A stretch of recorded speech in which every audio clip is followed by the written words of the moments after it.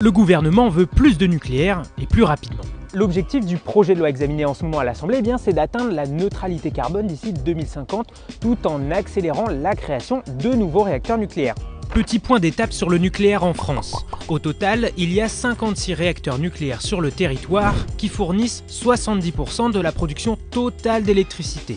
L'idée du projet est de pouvoir créer 14 nouveaux réacteurs en simplifiant les procédures administratives. Si on veut atteindre la neutralité carbone, on a besoin de l'ensemble des moyens de production décarbonés. Le nucléaire, l'hydraulique, les renouvelables. C'est aussi une ambition industrielle. Fabien Roussel parlait à juste titre de souveraineté. Aujourd'hui, si on veut relancer une filière, remettre des compétences, donner envie aux jeunes de faire des études, de se tourner vers ces secteurs-là, on a besoin de porter ce message. Ok, donc toujours plus de nucléaire. Eh bien en fait le gouvernement a souvent changé d'avis sur la question. Souvenez-vous de ce que disait Elisabeth Borne en 2020. Notre stratégie nucléaire se pense aussi à moyen terme avec l'objectif de ramener la part du nucléaire à 50% en 2035. Mais ces 50% sont aussi un défi car ils impliquent la fermeture de 14 réacteurs.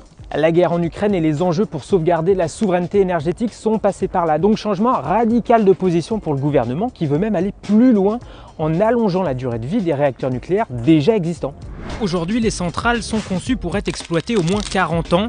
Le texte veut retarder ce délai à 60 ans et cela fait grincer les dents des anti-nucléaires. Comment on peut sortir d'une période où la moitié des centrales étaient à l'arrêt et ne pas s'interroger sur la filière et se dire on va faire 14 exemplaires de plus d'un exemplaire qui ne fonctionne pas, pour autant miser l'entièreté de notre stratégie énergétique sur une technologie qui coûte cher et dont on ne sait pas si elle fonctionne. Moi je trouve ça dogmatique. Cet hiver, près d'une vingtaine de réacteurs étaient à l'arrêt, pour maintenant sous réparation.